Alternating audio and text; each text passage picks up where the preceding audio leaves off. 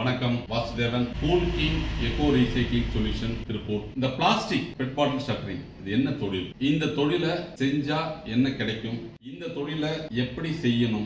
இந்த தொழிலுக்கு உண்டான தொழில் வாய்ப்பு எப்படி இருக்கு? இதெல்லாம் தான் நீங்க தெரிஞ்சுக்கணும். ஏன்னு கேட்டா நிறைய தொழில் வாய்ப்புகள் இருந்தாலும் இந்த பிளாஸ்டிக் ரீசைக்ளிங் தொழில் இன்னைக்கு மிகப்பெரிய வளர்ச்சி கண்டிருக்கிறது. மிகப்பெரிய வளர்ச்சியை நோக்கி போயிட்டு காரணம் டெய்லி நம்ம பொறுத்த வரைக்கும் பிளாஸ்டிக் பயன்பாடு இல்லாமல் இல்ல. ஒவ்வொரு வீட்லயும் வாங்கி வரக்கூடிய பொருட்கள் பிளாஸ்டிக் கவர்லயோ அல்லது பிளாஸ்டிக் கண்டெய்னர்லயோ அப்படிங்கறதா வருது. அப்ப அந்த பொருளை நம்ம பயன்படுத்தி தூக்கி வீசப்பட்டது அப்படின்னு சொன்னா அது எல்லாமே அப்படிங்கிறது ஸ்கிராப்பா அப்படிங்கிறது மண்ணில் கிடக்கும். அதனால அது முறையாக ரீசைக்கிள் பண்ணி மதிப்பு கூட்டப்பட்ட பொருட்களா மாறுது. அப்ப குறிப்பா அப்படிங்கிறது பாத்தீங்கன்னா இந்த பிளாஸ்டிக் இதுக்கு முன்னாடி அப்படிங்கிறது நம்ம தூக்கி வீசுற பிளாஸ்டிக் எல்லாம் யாராவது கலெக்ட் பண்ணி அந்த படையெறும்பு கடையில கொடுத்தாங்கன்னா அவங்க அதை பேல் பண்ணி அப்படிங்கிறது பெரிய பெரிய தொழிற்சாலைகளுக்கு அனுப்புவாங்க. அந்த பேல் பண்ணி அவங்க அனுப்பிச்சாங்க அப்படின்னு சொன்னால் அவர்களுக்கு அந்த பணத்தை கொடுக்கும்போது 20% வேஸ்டேஜ் கழிச்சுக்கிட்டு அவங்க பொதுவரைக்கும் பணம் கொடுப்பாங்க. அப்ப ஏன் அந்த 20% வேஸ்டேஜ் அப்படின்றப்போ அவங்க என்ன சொல்லுவாங்கன்னா அந்த கழிவுகள் அந்த மிக்சிங் ஆகிற பிளாஸ்டிக் எல்லாம் ஆவரேஜ் ரேட் அப்படின்னு சொல்லுவாங்க. அதை நம்ம அவாய்ட் பண்றதுக்கு அதை ஒரு தொழிலாக மாத்தி நம்ம பகுதியில் கிடைக்கக்கூடிய அந்த பிளாஸ்டிக் பொருட்களை முறையாக தரம் பிரித்து அதை அந்த ஃபேக்டரிக்கு தேவையான துகள்களாக உடைச்சு கொடுத்தா எந்த விதமான அந்த தள்ளுபடி, அதாவது கழிவுக்கு அந்த 20% தள்ளுபடி இல்லாம மொத்த விலையா நம்ம பொதுவரைக்கும் வியாபாரம் செய்வதன் மூலம் நல்ல லாபத்தை அடையக்கூடிய ஒரு வாய்ப்பா இந்த தொழிலை கொண்டு போகணும். இன்னைக்கு ஒவ்வொரு தொழிலும் திருப்பூர்ல அப்படிங்கிறது நம்ம இந்த பிளாஸ்டிக் பெட் பாட்டில் ஷட்டரிங் தொழில் ஆரம்பிச்ச உடனே நிறைய பேர் அப்படிங்கிறது இந்த தொழில இறங்கி செய்யறதுனால இந்த பிளாஸ்டிக் தொழிலுக்கு தமிழ்நாட்டில் மிகப்பெரிய ஒரு வரவேற்பு இருக்கிறது. நிறைய நிறுவனங்கள் இந்த இயந்திரங்களை தயாரித்து விற்பனை செய்து கொண்டிருக்கிறார்கள். இதன் மூலம் தொழில் வாய்ப்பையும் அடைந்து கொண்டிருக்காங்க. அப்ப நீங்க இந்த தொழிலை செய்யணும் அப்படின்னா நீங்க செய்ய வேண்டிய விஷயம் என்னன்னா ஃபர்ஸ்ட் இந்த பிளாஸ்டிக்கை உடைப்பதற்கு தேவையான இயந்திரங்களை நீங்க வாங்கணும். அப்ப இந்த இயந்திரங்கள் பாத்தீங்கன்னா நிறைய நிறுவனங்கள் தயாரிச்சு வித்துட்டு இருந்தாலும் நமது நிறுவனம் 1 HP 2 HP 3 HP சிங்கிள் பேஸ்ல இயங்கக்கூடிய வகையில் இயந்திரங்களை தயாரிக்கிறது. 5 HP 10 HP 15 HP 20 HP 25 HP இது எல்லாமே அப்படிங்கிறது 3 பேஸ்ல இயங்கக்கூடிய வகையில் இயந்திரங்களை தயாரிக்கிறோம். அப்போ ஒருத்தருடைய முதலீடுக்கு தகுந்த மாதிரி நீங்கள் அந்த இயந்திரங்களை வாங்கி உங்கள் பகுதியில் பயன்படுத்தி தூக்கி வீசப்படும் அந்த பிளாஸ்டிக் பாட்டில் எல்லாம் கலெக்ட் பண்ணி தரம் பிரித்து உடைத்து துகளாக மாற்றி கொடுத்தால் நமது நிறுவனம் அதை திரும்ப பெற்றுக் கொள்கிறது. இப்ப நீங்க ஒரு பொருளை தயாரிச்சோம்னா இன்னைக்கு இருக்கக்கூடிய சேலஞ்ச் அதை நம்ம எங்க விற்கணும், விற்க முடியலன்னா என்ன பண்றது அப்படிங்கிற விஷயத்தை தான் எல்லாரும் யோசிப்பாங்க. அதனால அந்த நீங்க உடைச்ச அந்த துகள்களை அந்த பிளாஸ்டிக் துகள்களை நமது நிறுவனமே திரும்ப வாங்கி இன்றைய மதிப்பு அப்படின்னு எடுத்துட்டீங்க அப்படின்னு சொன்னா கிலோ 50 ரூபாய்க்கு இந்த பிளாஸ்டிக் பாட்டிலுடைய துகள்களை நமது நிறுவனம் வாங்குது. எந்தெந்த பிளாஸ்டிக்லாம் உடைக்கணும், எல்லா விதமான பிளாஸ்டிக் நீங்க உடைக்கலாம்.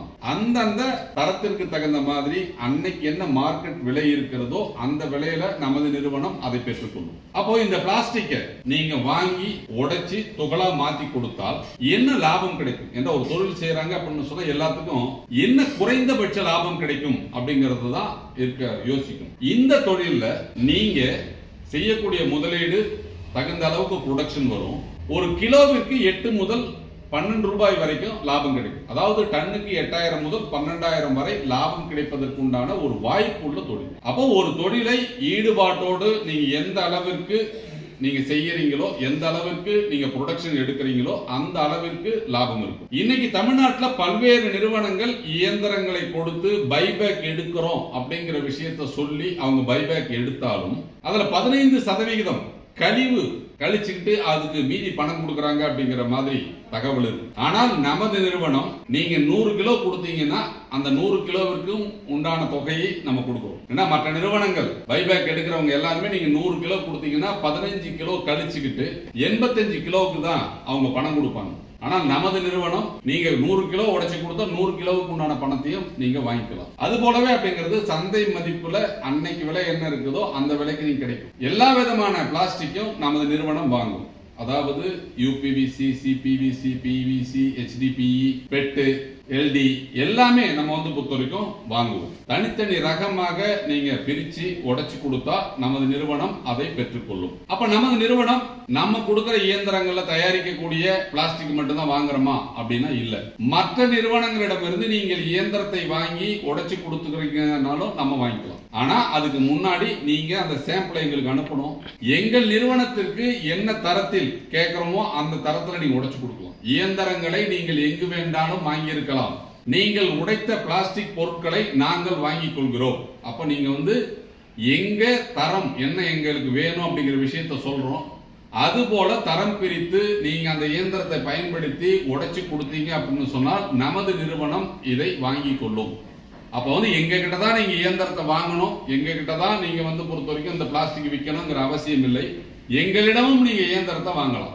மற்ற நிறுவனங்களும் அந்த இயந்திரத்தை கொடுக்கறாங்க. மற்ற நிறுவனங்களை விட எங்கள் நிறுவனத்தின் இயந்திரங்கள் ஹெவியர். அதனால நீங்க மற்ற நிறுவனங்களில் இயந்திரங்களை வாங்கி இருந்தால் அதன் மூலம் உடைச்சு கொடுக்கக்கூடிய பிளாஸ்டிக்கை நாங்க வாங்கிக்கிறோம். புதுசா நீங்க இயந்திரத்தை வாங்கணும் அப்படின்னு சொல்லிட்டு சொன்னா மற்ற நிறுவனங்களிடம் வாங்குவதற்கு முன் எங்கள் நிறுவனத்தின் இயந்திரத்தை பார்த்துட்டு நீங்க வாங்கலாம். காரணம், நம்ம இயந்திரம் வந்து பாத்தீங்க அப்படின்னா ப்ரொடக்ஷன் ஜாஸ்தி இருக்கும், பவர் கன்சப்ஷன் கம்மியா இருக்கும், ஹெவியா இருக்கும். அடிக்கடி அப்படிங்கிறது நீங்க பிளேடு வந்து பொதுவாக ஷார்பன் பண்ண வேண்டிய அவசியம் இல்லை. மற்ற நிறுவனங்களின் இயந்திரங்களை வாங்கி நீங்க உடைக்கிறீங்க அப்படின்னு சொன்னா 10 டன்னுக்கு ஒரு தடவை நீங்க பிளேடை வந்து பொதுவரைக்கும் சாணம் பிடிக்கணும் அப்படின்னு சொன்னா நமது நிறுவனத்துக்கு நீங்க வாங்கினீங்கன்னா 25 டன்னுக்கு ஒரு தடவை நீங்க சண்டை பிடிச்சா போதும். மற்ற நிறுவன இயந்திரங்கள் ஒரு மணி நேரத்துக்கு 120 கிலோ உடைக்குது அப்படின்னு சொன்னா நமது இயந்திரம் வந்து 300 கிலோ வரைக்கும் உடைக்குது. இது வந்து அனுபவபூர்வமாக பார்த்த விஷயம், நடந்துகிட்டு இருக்கிற விஷயம். நாங்களும் அப்படிங்கிறது மற்ற நிறுவனம் இயந்திரத்தை வாங்கி விற்பனை செய்து கொண்டிருந்தோம்.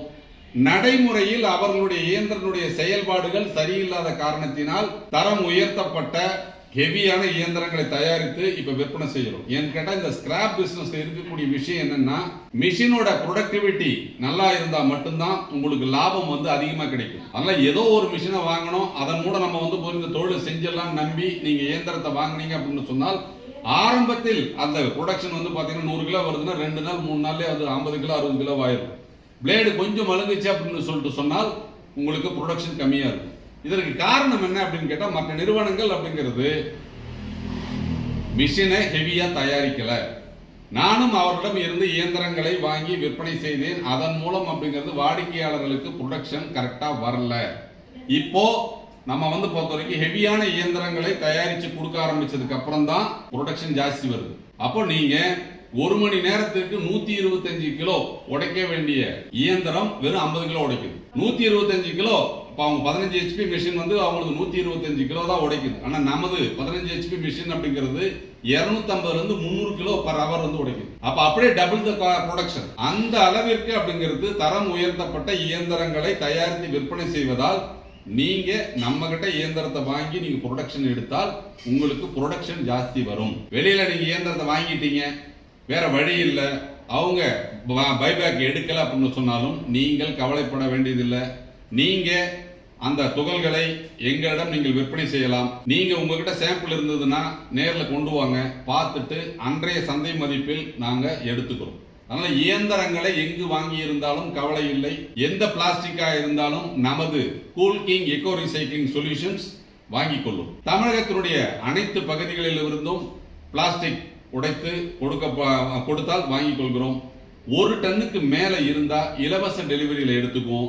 100 கிலோ 200 கிலோ இருந்ததுன்னா நீங்க உங்களுடைய சொந்த செலவுல தான் அனுப்பணும். அப்போ 1 டன்னுக்கு மேல இருந்தால் இலவச டெலிவரியில நமது நிறுவனம் வண்டியை அனுப்பி பிக்கப் பண்ணும். 100 கிலோ 200 கிலோ இருந்தா நீங்க உங்களுடைய சொந்த செலவுல புக் பண்ணி எங்களுக்கு அனுப்பணும். இது எல்லாமே அப்படிங்கிறது வந்து பாத்தீங்கன்னா த்ரூ அக்கௌண்ட் டிரான்சாக்ஷன் தான். அக்கௌண்ட்ல தான் பணம் வரும். அன்அக்கௌண்டடா நாங்க எதையும் செய்யறது இல்ல.